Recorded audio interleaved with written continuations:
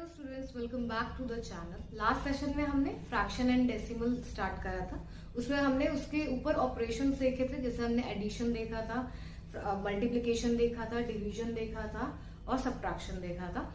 उसका लिंक मैं नीचे डिस्क्रिप्शन बॉक्स में मेंशन कर दूंगी।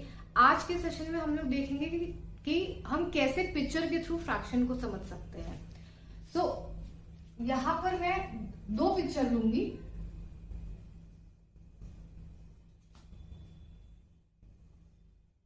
ये दोनों सर्कल हैं और इसमें आपके 4 पार्ट्स हैं और सपोज मेरा एक पार्ट जो है वो शेडेड है और इस वाले डायग्राम में भी मेरा एक पार्ट जो है वो शेडेड है। ओके, तो अगर मैं इसका शेडेड रीजन का अगर मैं निकालूं कौन सा पार्ट होगा, तो ये क्या होगा, टोटल जो पार्ट्स है वो 1 2 3 4। तो टोटल तो आपका डिनोमिनेटर में आता है और न्यूमरेटर में कौन सा आता है, जो भी पार्ट आपका शेडेड होगा। तो यहाँ पर सिर्फ एक पार्ट शेडेड है तो 1/4। सिमिलरली इस डायग्राम का क्या होगा शेडेड रीजन, टोटल पार्ट आपके 4 है, 1 2 3 4 और शेडेड रीजन क्या होंगे 1, तो 1/4। अब इन दोनों डायग्राम को अगर मैं कंबाइन कर लूं, सपोज मैं इन दोनों को कंबाइन कर लेती हूं, तो मैंने ऐड लगा दिया, मतलब दोनों को मैं कंबाइन कर रही हूं, तो मेरे पास क्या आएगा, कंबाइन हो गए। अगर इन दोनों के मैं शेडेड रीजन एक ही सर्कल में रिप्रेजेंट करूं, तो उसके बाद ये वाला पोर्शन और इसका ये वाला पोर्शन, दोनों पार्ट शेड होंगे।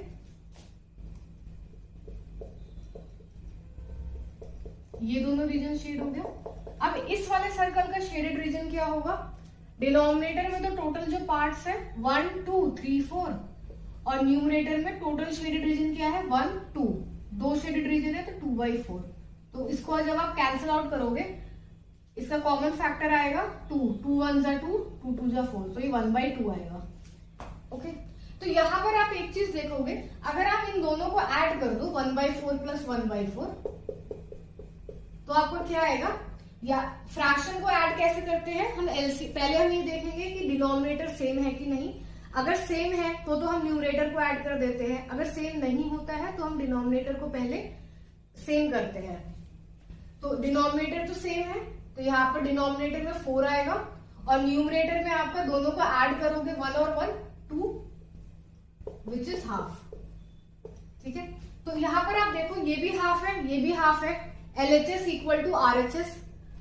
यहाँ पर आप एक चीज और देखोगे, अगर मैं इन दोनों को ऐड करने की जगह मैं इन्हें 2 टाइम्स मल्टीप्लाई कर दूं, ये 1/4 है, इसको मैं 2 इंटू 1/4 कर दूं, क्योंकि 2 बार 1/4 है तो 2 इंटू 1/4 करोगे, तो इससे क्या आ जाएगा 2 1 जा 2, 2 2 जा 4, तो भी आपका हाफ ही आएगा।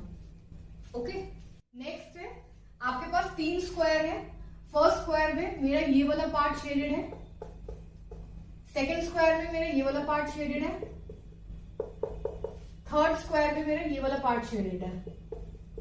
और अगर इन तीनों स्क्वायर को अगर मैं कंबाइन करके एक स्क्वायर में शेडेड रीजन रिप्रेजेंट करने का चाहूं, तो मेरे पास क्या आएगा, इस स्क्वायर में मेरे 3 पार्ट शेडेड होंगे, ये वाला एक ये वाला पोर्शन और एक ये वाला पोर्शन थर्ड स्क्वायर से। ओके, तो अगर आप इसका शेडेड रीजन निकालो तो क्या आएगा, टोटल पार्ट्स क्या है 1 2 3 4, तो डिनोमिनेटर में 4 और एक ही पार्ट आपका शेडेड है तो 1/4। इसमें भी सेम होगा 1/4, इसमें भी सेम होगा 1/4। इसका आप निकालो टोटल पार्ट 1 2 3 4, बट यहाँ पे शेडेड रीजन कितने हैं 1 2 3, 3/4। अब आप एक चीज देखो यहाँ पर, अब ये 1/4 1/4 1/4, अगर आप इन तीनों को ऐड करोगे तो आपका 3/4 ही आएगा। तो इट्स बेटर कि अगर हमारे पास सेम फ्रैक्शन है, जैसे यहाँ ये भी 1/4 1/4 1/4, तो ये 3 बार है, तो इसको मैं क्या करूंगी 3 इंटू 1/4। ओके, अगर 4 बार होता तो 4 इंटू 1/4, अगर 5 बार 1/4 होता तो 5 इंटू 1/4, तो ये भी आपका 3/4 ही आएगा। और ऐड करोगे सबको 1/4 प्लस 1/4 प्लस 1/4, तो भी आपका 3/4 ही आएगा। तो उस केस में आपका LHS इक्वल टू RHS है। ओके, सिमिलरली एक और एग्जांपल देख लेते हैं। अगर आपके पास 3 स्क्वायर है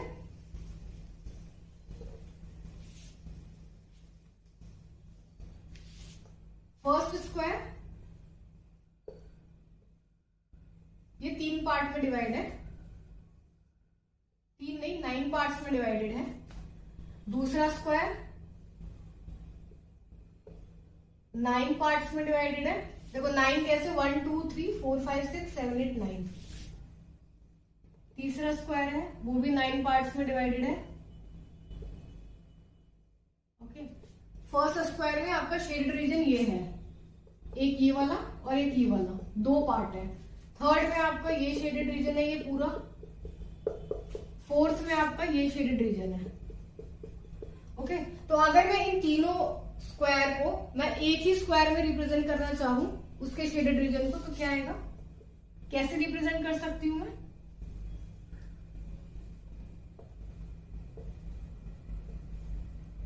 इसके भी 9 पार्ट्स होंगे और शेडेड क्या होगा, पहले वाले स्क्वायर से 2 पार्ट शेडेड होंगे, तो ये दोनों पार्ट शेडेड होगा।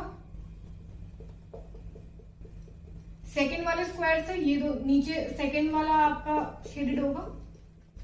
थर्ड वाले स्क्वायर से आपके ये वाले पार्ट शेडेड होंगे। तो यहाँ पर जब आप देखोगे फर्स्ट स्क्वायर में इसके शेडेड रीजन क्या आएगा, टोटल पार्ट्स तो 9 है, 1 2 3 4 5 6 7 8 9, और न्यूमरेटर में क्या आएगा, जितने पार्ट्स आपके शेडेड है, तो यहाँ पर शेडेड कितने हैं, 2 पार्ट्स, तो 2/9। यहाँ पे भी क्या आएगा, 2 पार्ट शेडेड है तो 2/9, 2 पार्ट शेडेड है तो 2/9।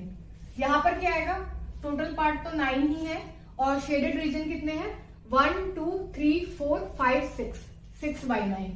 इसको आप जब कैंसिल आउट करोगे यहाँ पर आप देखोगे 3 ऐसा कॉमन फैक्टर है इनका, 3 2 जा 6 होता है, 3 3 जा 9 होता है, तो ये आ जाएगा 3 2 जा 6, 3 3 जा 9, तो 2/3 आपका हो गया total shaded region.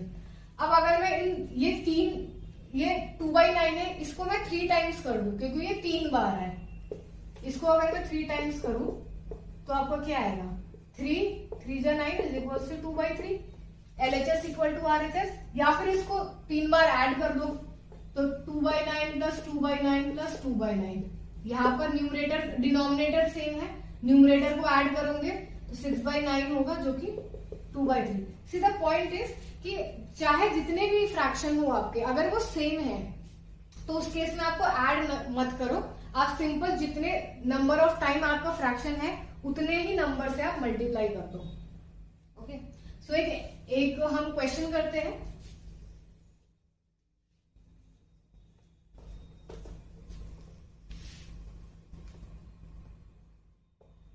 Represent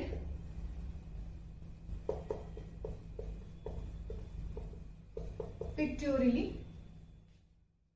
2 into 2/5 equal to 4/5। अभी तक हम क्या कर रहे थे, हमारे पास डायग्राम थे, वहां से हम फ्रैक्शन निकालते थे, मतलब टोटल शेडेड रीजन की वैल्यू निकालते थे। यहाँ पर क्या है, हमें एक LHS और RHS गिवन है, ये इक्वेशन गिवन है, इसको हमको डायग्राम के थ्रू रिप्रेजेंट करना है, मतलब ऑपोजिट करेंगे जो अभी तक हम एग्जाम्पल्स में देख रहे थे।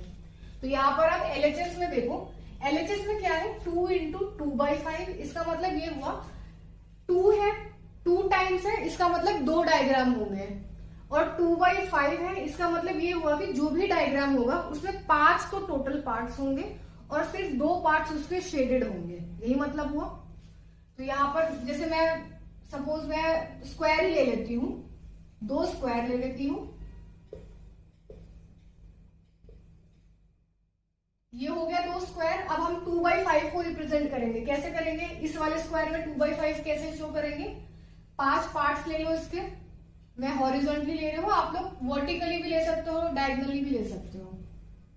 3 हो गए ना, 1 2 3 4 5 पार्ट्स हो गए, और 2 है तो 2 पार्ट इसके शेडेड है, तो कोई भी 2 पार्ट आप शेडेड कर दो, मैं फर्स्ट 2 शेडेड कर रही हूँ, आप कोई भी 2 पार्ट शेड कर सकते हो।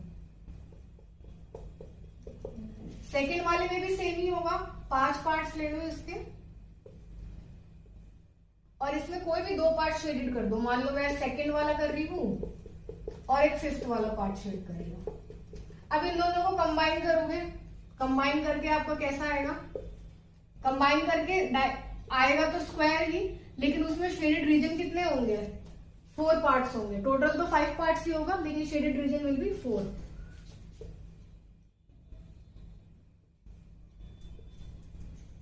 तो कोई भी 4 पार्ट्स आप शेड कर दो और एक पार्ट को आप अनशेडेड रख दो। मैं सेकंड वाले को अनशेडेड रख रही हूँ, बाकी सबको मैं शेड कर रही हूँ। ओके, तो इस इक्वेशन को मैंने पिक्टोरियली मतलब डायग्राम के थ्रू मैंने रिप्रेजेंट कर लिया। अब नेक्स्ट है एक fraction as an operator of. अब ये ऑफ का मतलब क्या होता है? ऑफ का मतलब होता है multiplication.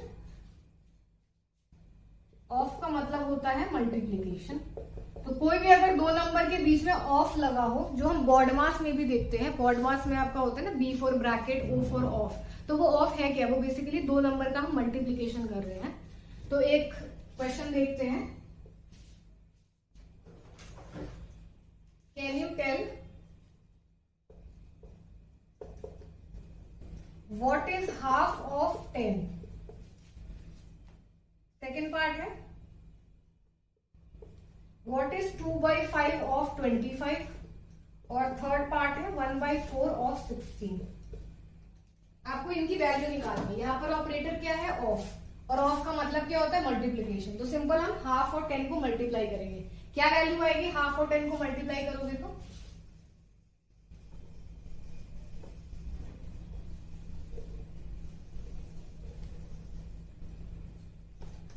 Half into 10,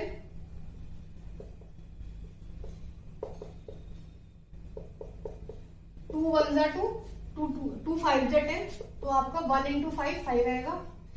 B part में 2/5 ऑफ 25, 2/5 ऑफ का मतलब इंटू 5 1 जा 5, 5 5 जा 25। ओके, तो डिनोमिनेटर में तो 1 है, तो 1 की तो अगर डिनोमिनेटर में 1 है तो उसका तो कुछ, जैसे 2/1 है तो उसको आप 2 लिख सकते हो। तो वैसे ही यहाँ पे क्या आएगा? 2 इंटू 5 by 1। 2 इंटू 5 क्या होता है? 10, 10/1 which is nothing but 10। Okay, C part में 1/4 ऑफ 16,